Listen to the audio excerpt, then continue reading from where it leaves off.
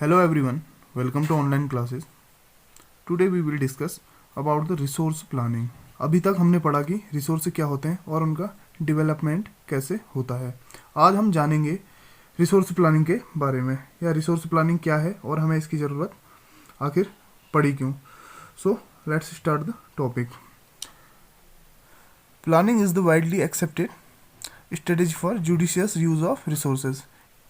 It has importance in a country like India, which has enormous diversity in the availability of resources. Regions which are rich in certain type of resources but are deficient in some other resources. There are some regions which can be considered self-sufficient in terms of the availability of resources, and there are some regions which have acute shortage of some vital resources.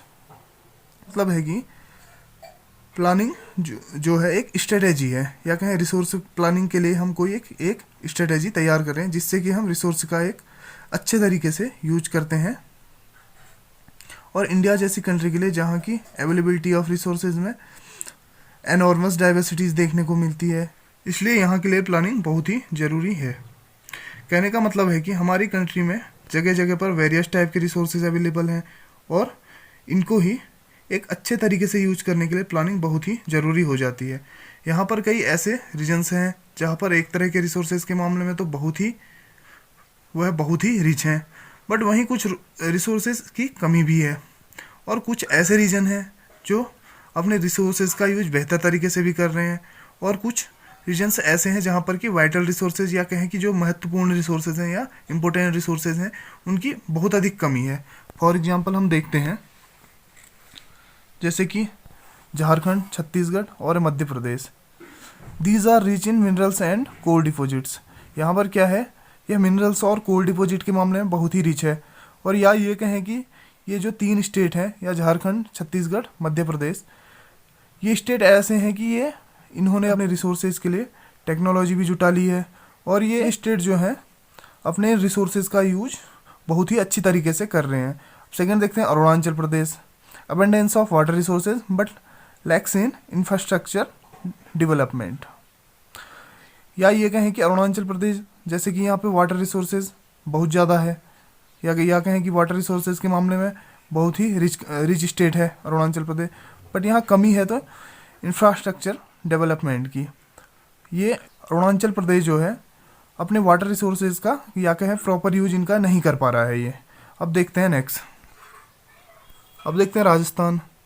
This state is very well endowed with solar and wind energy but lacks of water resources. अब जैसे कि अभी देखा हमने अरुणाचल प्रदेश में, वहाँ क्या था, वाटर रिसोर्सेज काफ़ी थे। अब दूसरी तरफ हम बात करते हैं राजस्थान की। यहाँ पर क्या है, वाटर रिसोर्सेज की तो कमी है, but solar and wind energy के मामले में ये काफ़ी रिच है। अब बात करते हैं लद्दाख की। It has very rich cultural heritage but it is deficient in water, infrastructure and some vital minerals.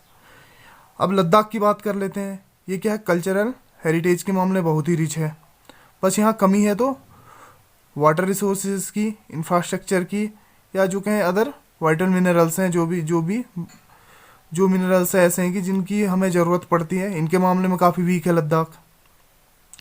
सो कहने का मतलब है कि यहाँ वेरियस डाइवर्सिटी देखने को मिल जाती है इंडिया में। जैसे अभी तक जैसे हमने देखा कि कई स्टेट ऐसे हैं जहाँ पर रिसोर्सेज हैं लेकिन उनका यूज प्रॉपर हो नहीं पा रहा।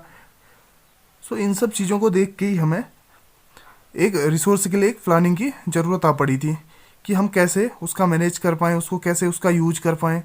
So these calls for balanced resources planning at the national, state, regional and local level. तो कहने का मतलब है कि इसलिए हमें नेशनल या कहें स्टेट या रीजनल लेवल पे इसको बैलेंस करने की, या लोकल लेवल पे इसको बैलेंस करने की ज़रूरत थी।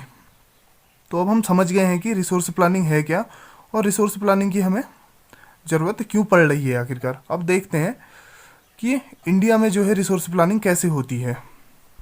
Resource planning is a complex process which involves. तो कहने का मतलब है कि रिसोर्स प्लानिंग एक कॉम्प्लेक्स प्रोसेस है जो कि नीचे गए तरीक़ों से पूरी की जाती है। अब इसका फर्स्ट पॉइंट देखें कि वह कौन से तरीके हैं? Identification and inventory of resources across the regions of the country.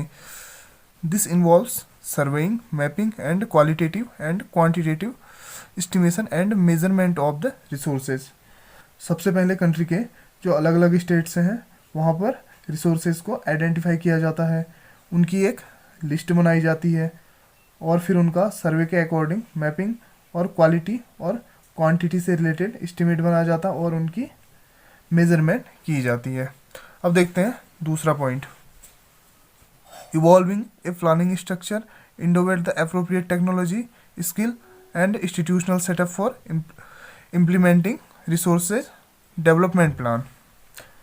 तो रिसोर्सेज डेवलप प्लान को तैयार करने के लिए सफिशिएंट टेक्नोलॉजी, स्किल और इंस्टीट्यूशनल सेटअप को तैयार किया जाता है। Development plans with overall national development plans. तो इसमें रिसोर्स डेवलपमेंट प्लान को नेशनल डेवलपमेंट प्लान के साथ मैच किया जाता है और इस प्रोसेस को पूरा करने के बाद ही रिसोर्स प्लानिंग तैयार हो पाती है। India has made concerted effort for achieving the goal of resources planning right from the first 5-year plan launched after independence. और इंडिया ने तो इंडिपेंडेंस के बाद से ही रिसोर्स प्लानिंग के लिए एफर्ट लगाना स्टार्ट कर दिया था। इवन इंडिया ने तो अपने फर्स्ट 5-year प्लान में रिसोर्स प्लानिंग का पॉइंट भी रखा था। सो स्टूडेंट, अभी तक हमने बात कर ली रिसोर्सेज के प्लानिंग की, रिसोर्सेज को किस तरीके से यूज किया जाता है। अब बात करते हैं रिसोर्स के कंजर्वेशन की। इसमें हम यह जानेंगे कि रिसोर्सेज का कंजर्वेशन क्यों जरूरी है। Resources are vital for any development activity, but irrational consumption and overutilization of resources may lead to social, economic and environmental problems. To overcome these problems, resource conservation at various levels is important. This had been the main concern of the leaders and thinkers in the past. तो कहने का मतलब है कि किसी भी development activity के लिए रिसोर्सेज बहुत ज़रूरी है, क्योंकि बिना रिसोर्सेज के डेवलपमेंट हो ही नहीं सकता। परंतु जब रिसोर्सेज का ओवर यूटिलाइजेशन होना प्रारंभ हो जाता है तो सोशल, इकोनॉमिक और एनवायरमेंटल प्रॉब्लम होनी शुरू हो जाती है। तो इन्हीं प्रॉब्लम्स से बचने के लिए हमें रिसोर्स के कंजर्वेशन की ज़रूरत पड़ती है। अगर हम अपने पास्ट में देखें तो उस समय के जो भी लीडर्स और जो भी थिंकर्स थे उनके द्वारा भी इसकी या ये कहें कंजर्वेशन की इम्पोर्टेंस बताई गई थी। जैसे कि गांधी जी ने कहा था, there is enough for everybody's need and not for anybody's greed. तो कहने का मतलब है कि गांधी जी ने कहा था हमारे पास हर व्यक्ति की नीड को पूरा करने के लिए तो बहुत कुछ है, परंतु किसी के ग्रीड को पूरा करने के लिए कुछ भी नहीं है। एंड गांधी जी ने कहा था कि he placed the greedy and selfish individuals and exploitative nature of modern technology as the root cause of resource depletion at the global level. Gandhi ji was against mass production and wanted to replace it with the production by the masses.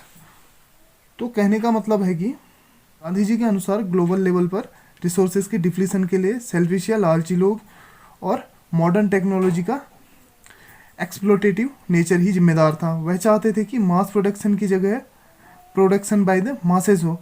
It means कि वह चाहते थे कि अधिक उत्पादन के बजाय अधिक लोगों द्वारा उत्पादन किया जाए। तो कुल मिलाकर बात यह है कि रिसोर्सेज का कंजर्वेशन बहुत ही ज़रूरी है, जिससे कि हम सोशल प्रॉब्लम या इकोनॉमिक प्रॉब्लम या एनवायरमेंटल प्रॉब्लम से बच सकें। सो स्टूडेंट, आई होप कि आपको यह टॉपिक समझ में आ गया होगा। आज के टॉपिक में बस इतना ही। Thank you.